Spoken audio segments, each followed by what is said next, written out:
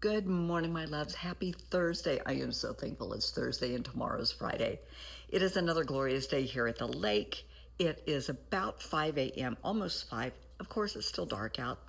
High today. I'm excited. 104.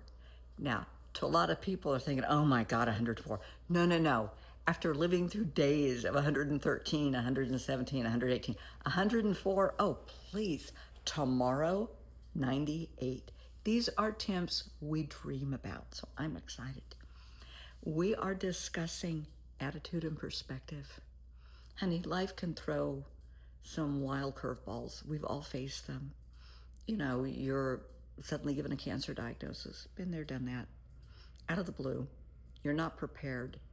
Oh my God. Now what? Maybe you're in a relationship and suddenly, without warning, you have no idea. I know this has happened to several people. Their spouse shows up with divorce papers and says, yeah, we're done. They were totally blindsided. They did not see this coming. You're laid off at work. And I've had this happen. I was renting a home years ago, and the owner called and said, we're divorcing. We're going to sell the house. Oh, okay. And I had a few months to, find a new place, but okay, that came fast. Life happens, death happens, horrible things happen. And it's all about our perspective, and how we deal with that is how well we're going to survive. As I have said so many times, you can have the bear or the bear can have you. And that is so true. You have to take control. I know when you are given that diagnosis, when you are given the divorce papers, whatever, it hurts your soul. It hurts. Okay, take time to grieve the loss. Take a day and, oh my God, of what happened. And then we got to get our shit together and we have to deal with this. You have to get your ducks in a row. You have to come up with a game plan and stick to it. And it's very hard. I was talking to somebody the other day that said, but it's so hard to find the blessings in the darkness. Keep in mind, without darkness, we don't appreciate the light. Without the light, we don't appreciate the darkness, right? I mean, even at night, the darkest night, we have stars in the sky. We have the moon. There's always light. There's always light. And not to get overly religious or anything, but even in your darkest of times, there is your higher power. Whatever that may be, I'm not going to go on a religious binge. No, but your higher power is always there. And sometimes that is the light. That might be the only light that you have to grasp at that point in time, but it's there. Find a support group. I know when I went through cancer, it was horrible.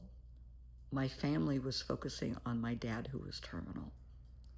My family was not a support system for me. I can honestly say, my family was not there for me at all. However, my friends were. My besties were there. They had my back. When it was time for surgery, Gary, one of my best friends, I took care of him when he had a stem cell transplant. He flew in to take care of me when I had my double mastectomy. I had friends looking after my cats, driving me to and from chemo if need be. Whatever, I had my friends. They were there. They're still my friends. And I'd like to think I have their back as well, because I'm always there for them. Find the blessings. Find that support group. Count your blessings every day. No matter how horrible things are, there are blessings, and you have to find them. For me, this keeps me very grounded, and it reminds me everything's going to be okay. Because no matter how crappy my day has been, I have my cat, I have my friends, I have my health, I have a place to live, I have a car, I have food, I have just an amazing job. Those are huge blessings. And even at the lowest point, I always had food, I always had shelter, I always had a vehicle, always had a place to stay. I always, count the blessings. If you're sick, like when I had cancer, you really hit some low spots emotionally. And the chemo drugs will play havoc with your emotions and with your thoughts. And I remember thinking, I have a great medical team. And I did. I had the most amazing medical providers that I'm still friends with to this day. They are, actually, I just talked to my nephrologist the other day because I went into renal failure at one point. And I just talked to my nephrologist the other day, just saying, hey, count your blessings. Your healthcare providers are blessings. Your friends, your support system are blessings. Your pets are blessings. Find the blessing. Maybe it's a sunny day. Maybe you love rainy days. Find the blessing. The blessings are there. Find them. Hang on to them. Cherish them. Sometimes you have to go through photos and cherish memories. Those are blessings. Find the blessing. Your perspective, your attitude will determine how well you're going to survive, how fast you heal. Believe it or not, attitude has a huge role in healing. If you go into, we're going to say cancer, chemo, surgery, whatever, or any health issue with a positive attitude, you're going to sail through it. You're going to do great.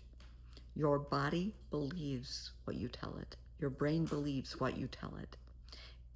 If you say, we're going to get through this, we're going to, take names, kick ass, cancer's out the door, and maintain that attitude, even on the hardest days, even on the days you cannot get out of bed, just, okay, cancer cells, you think you're winning, you're not.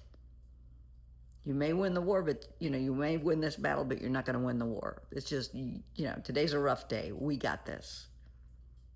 Have the positive attitude. It's okay to rely on other people because sometimes I'm extremely independent and it's very difficult for me to accept help from anybody for any reason. And sometimes you have to let people help you. You have to allow them, listen to what I'm saying. You have to allow other people the ability to bless you. You have to give up control and say, yeah, you can make a casserole for me. You might throw it away, but let them make it. Yeah, you can come visit. No, thanks for calling. You may not want to really talk to them. It's a big deal to them. If it's your kids and you're sick and you have little ones, let them help you. Let them help hold your hand. Let them make soup. Let them carry a tray. Let them bring you a blanket. To them, they're helping. Make a big deal out of it, that you really appreciate all they're doing for you. It makes you feel so much better when they're here and how they help. That's huge. When I was little, my mom was really, really sick. And I have been told that I mothered her to death. I was always bringing her water or fluffing her pillows, and I was 3 or 4 years old. But she allowed me to bless her. And that's so important, to allow people to bless your life, even when you're independent like I am. And even if that blessing is this furry little beast, say hi, that I call Finn. Yes, he likes to be a little bit of a camera hog. He does like his photo bombs. But this little guy is indeed a blessing. I'm not sure who rescued who, right? Right. You're a good boy. Count the blessings. It's all about perspective. When you're having a bad day at work, at least you have a job. At least you're able to provide for your family. If you're looking for a job, and I know there's a lot of people out there who are just struggling trying to find work, honey, sometimes you have to take a job beneath you to support your family. I cannot stress this enough. It's not about the prestige and the title. What I want you to take pride in is providing for your family. That you will do whatever it takes to put food on the table. You will do whatever it takes to clothe and house your kids.